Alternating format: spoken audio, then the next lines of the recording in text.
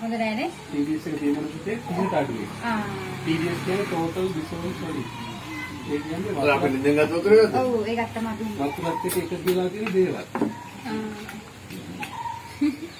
අර 74ක් තියෙන සාමාන්‍ය 30ට අඩුවේ තියෙනවා. තියෙනවා. ඒක කියන්නේ හොඳ නෑ. බලන්න මේක ගන්න නම් තියෙන්නේ. මේක ගහන්න. කරට එක ගන්න. කොහොමද? ඒ පුතාට මතකද ඉස්කෝලේ? සයන්ස් වලට කරා 11 වසරේ. ඇනෝඩ් එක ඇතුළේ නේද මතකද? ඔව් මතකයි. ඒක තමයි. මේ කූරු දෙකට කරන්ට් එක දුන්නාම ධන ඍණ ආරෝපණය වෙලා කාන්දම් බලයක් හැදෙනවා. ඒ කාන්දම් බලයෙන් වතුරේ තියෙන හොඳ නරක ඔක්කොම උඩට ගේනවා. යට ඉන උඩට ගේනවා. ගෙනල්ලා හොඳ ඒවා ටික මැද නවත්තලා නරක ඒවා ටික උඩ පා කරනවා. වතුර කියන්නේ ඇත්තටම දැන් ඔක්කොම තැනම හරිනේ නෑනේ. ඒ මොකද එහෙම වෙලා තියෙන හේතුව? දැන් බලන්නකෝ. අද පිඟාන් කොප්ප හේතුවද? ඔව්.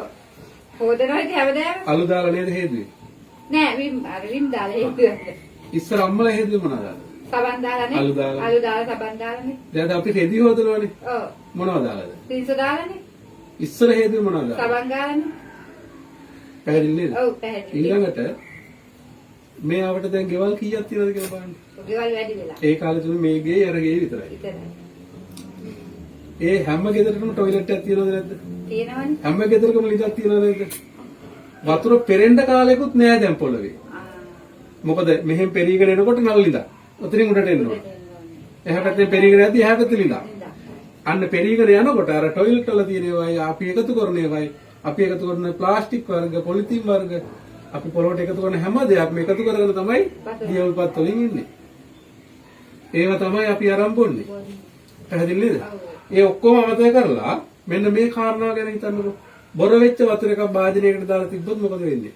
පණ්ඩි පෑදිනවනේ. මණ්ඩි අටට බදිනවා. බහැලා තිත්නවා. උඩ පිරිසිදුවට තියෙනවා. තියෙනවා. එතකොට අපි කියන උඩ වතුර හොඳයි කියලා. ලිඳේ කොහොමද වෙන්නේ? ඉතින් ඒ ටික තමයි. එම ක්‍රියාවලියමනේ. පැහැදිලි නේද? එතකොට අපි ඒ කාලේ වතුර ගත්තේ කොහොමද ලිඳේ? බාල්දියේනේ. බාල්දිය දාලා උඩ වතුර ගත්තේ. අද අපි වතුර ගන්නේ කොහෙන්ද? මෝටරේ. ෆුට්ටැල් එක තියෙන රාජයේ පොළොවට අඩියක් තියෙද්දි. එතකොට අපි අද ගන්නෙම යට වතුර. යට වතුර. එතකොට අපිරිසිදු බැරලෝහ වැඩි වතුරද ගන්නේ අපි? ඔව්. එහෙනම් අපි වතුර හදාගන්න ඕනමද නැද්ද? පැහැදිලි නේද? ඔව් පැහැදිලි. මේ මතුවෙන ඒවා බැඳිලා තියෙනවා බට ඇතුලේ. බට ලයින් කැඩුනහම තියෙන ඇතුලේ මලකඩ ගුලි. ඒවා තමයි මේ මතුවෙන්නේ. ඊළඟට වොෂ්රූම් එකේ කොමඩ් එකේ ෆ්ලෂ් කරන සිස්ටම් එකේ ස්ටොක් ටැංකියේ පියන අරලා බලන්න. අන්න ඇතුලේ බැඳිලා තියෙනවා. ඔව්.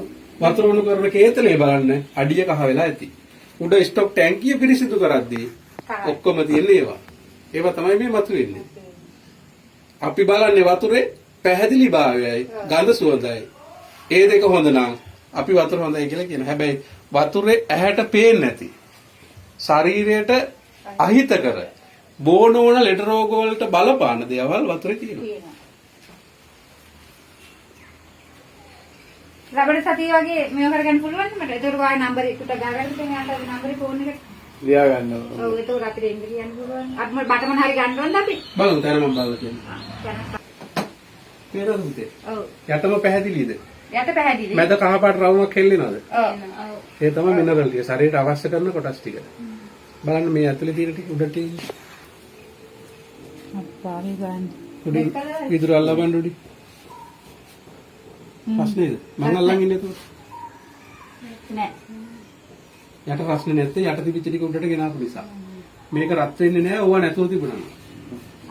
හොඳ වතුර නම් රත් වෙන්නේ නෑ ලා කහ පාට වෙනවා විතරයි.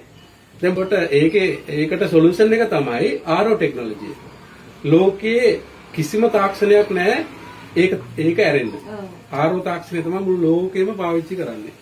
ඒ කියන්නේ මැද පෙරදිග ගත්තොත් මුහුදු වතුර තමයි බොන්න ගන්නේ. ඒක පිරිපාදු කරන්නේ RO තාක්ෂණය.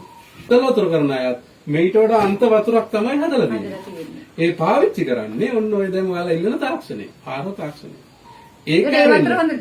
ඒක තමයි අංක 1 ලෝකෙම. පිරිසිදු පිරිපහදු වතුර නම් ඒක තමයි අංක 1 ලෝකේ. RO ටෙක්නොලොජි තමයි. රිවර්ස් ඔස්මෝසිස්